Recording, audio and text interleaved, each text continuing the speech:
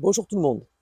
Alors nous sommes le vendredi 9 juin et je viens partager avec vous divers questionnements issus de mon parcours de guérisseur ainsi que des questionnements récurrents de la part de personnes qui viennent me voir.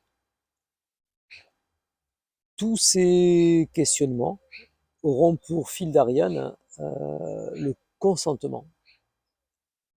Ce consentement dont on sait tous, dont on connaît tous aujourd'hui son importance, son indispensabilité même, ce, ce, ce même consentement qui, à mon sens, est trop souvent perverti par une forme d'obéissance aveugle, dirigée par la peur et la culpabilité.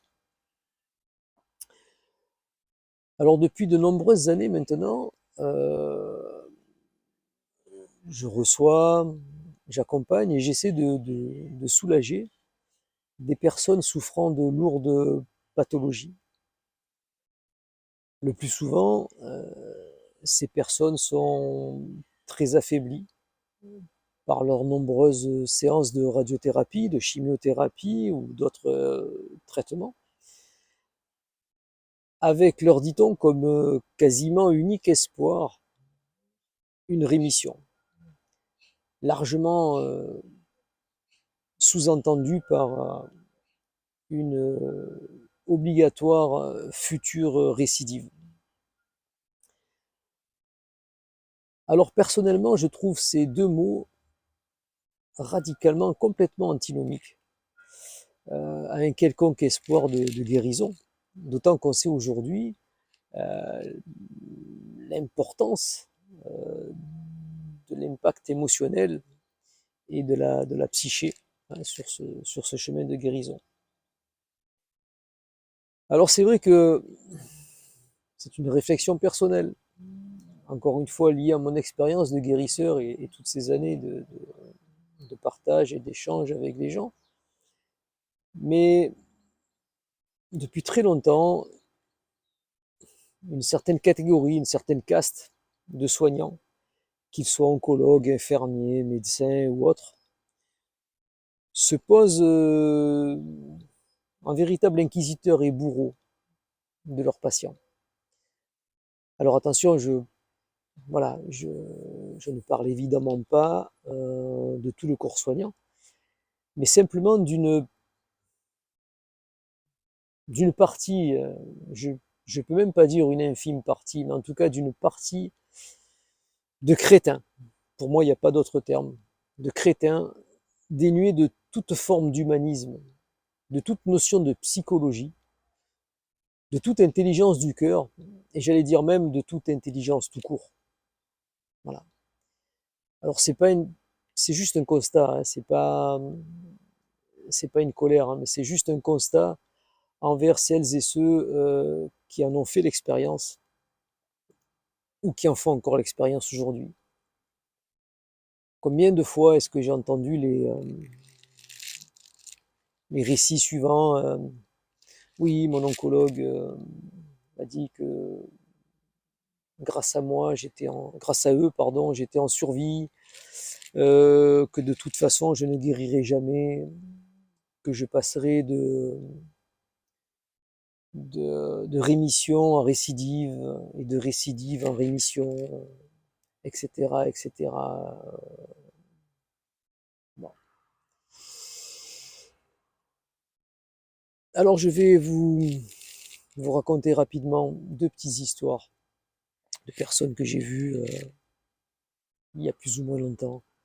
La première est une maman qui vient me voir un jour avec sa petite fille de 2 ans ou 2 ans et demi qui était née avec une forme de cataracte, donc qui n'y voyait quasiment pas d'un œil et qui avait une grosse asymétrie en plus. Donc sa maman lui mettait un genre de grosses lentilles pour écarter son œil et donc elle était venue me voir. On a fait quelques séances. Apparemment, elle, elle y voyait mieux après, puisqu'elle elle, se, elle ne se cognait plus dans les meubles à la maison. chez elle. Et cette personne avait pris un rendez-vous avec un professeur, une ponte en ophtalmologie sur Marseille. Vous savez, ce genre de personnes dont il faut attendre 6 mois minimum pour avoir un rendez-vous, qui vous prennent avec 2 heures de retard, vous gardent 10 minutes et vous prennent 100 balles. Pour vous dire, bah écoutez, de toute façon, votre fille n'y verra jamais. Voilà, je vous fais une ordonnance pour aller voir le prothésiste à côté pour qu'il fasse une prothèse et, afin que votre fille s'y habitue avant la rentrée. Donc cette maman est revenue me voir complètement atterrée et bah, ma réponse a été la suivante. Je lui dis, mais tu sais, moi je suis que guérisseur. En revanche, si tu fais ça, il est bien évident que ta fille n'y verra jamais. Alors on peut essayer de faire confiance à la science et d'imaginer que dans quelques années, euh, on va trouver une façon de faire et voilà,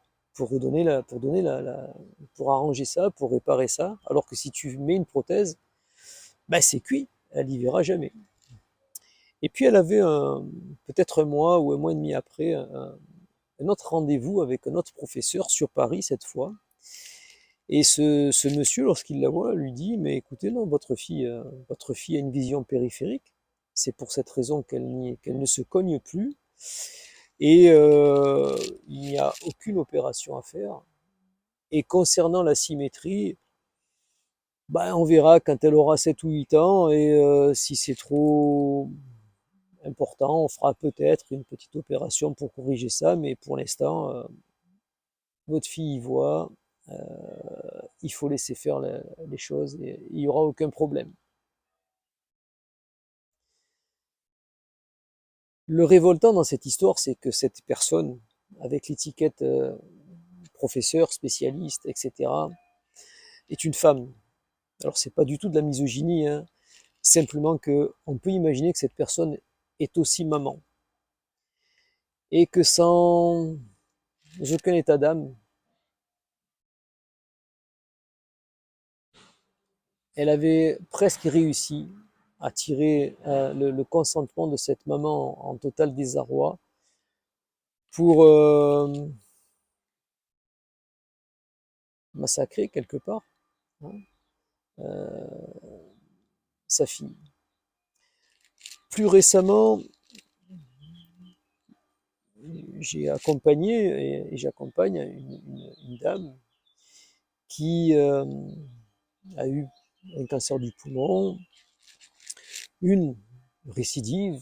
Alors là aussi, encore une fois, la récidive, moi je veux bien, mais si j'attrape la grippe l'hiver prochain et que l'hiver d'après j'ai une autre grippe, est-ce que c'est une récidive ou est-ce que c'est une autre grippe? Tout simplement. Bref. Cette personne-là, après ces séances de radiothérapie, de chimiothérapie, on lui propose de faire une immunothérapie alors qu'elle n'avait apparemment plus rien. Mais, dit-on, c'est en prévention euh, d'une possible récidive. Le bizarre, c'est qu'en même temps, on lui dit que de toute façon, elle ne sera qu'en rémission tout le temps. Bref. Elle commence son immunothérapie et puis elle ne la supporte pas et impossible de la soulager. Et elle se met à tousser beaucoup, elle a très mal sous les côtes, à droite, là où était sa problématique. Et donc on arrête cette immunothérapie.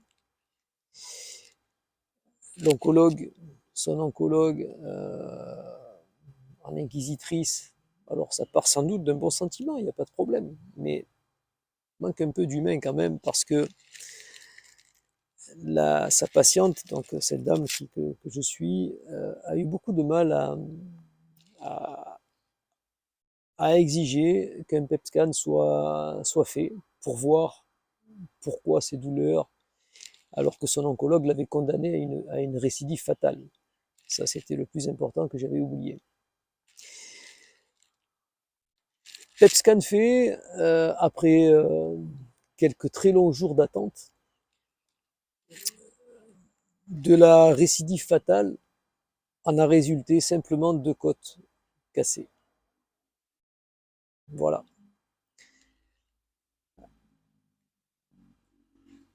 Quand en allons consentir à plus d'humanisme, à plus d'écoute de la part, encore une fois, de certaines personnes qui, effectivement, de certains soignants qui sont sans doute de très bons praticiens, mais qui, avec le temps, sont pour moi devenus de sombres crétins.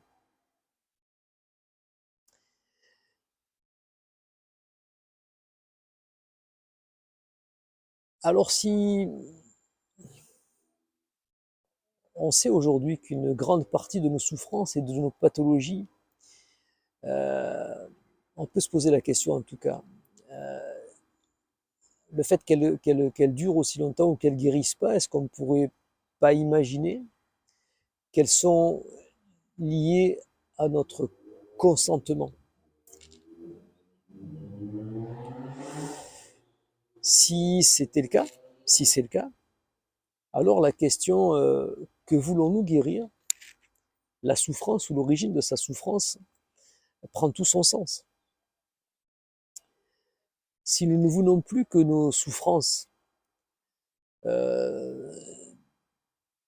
se posent, s'ancrent en nous et deviennent en quelque sorte notre raison d'être, notre art de vivre, je crois que nous ne devrions plus offrir notre consentement à la peur, nourrie par cette maltraitance verbale et quelque peu cynique souvent. Voilà. Je crois très sincèrement que l'un des principaux pas vers la guérison passe par le respect de soi à soi. Et ce respect de soi à soi ne doit plus jamais autoriser qui que ce soit à nous maltraiter dans les actions et dans le verbe. Pour moi, le chemin de la guérison passe aussi par le fait de ne plus jamais offrir notre consentement à tout ce qui ne va pas dans le sens de l'humain. Voilà. Je crois qu'il est important, je suis même sûr qu'il est important de ne jamais oublier, de ne jamais oublier que notre consentement est notre plus grande liberté, ou peut devenir notre pire prison. Voilà. Donc prenez soin de vous, et puis à très bientôt pour la suite des questionnements liés au consentement.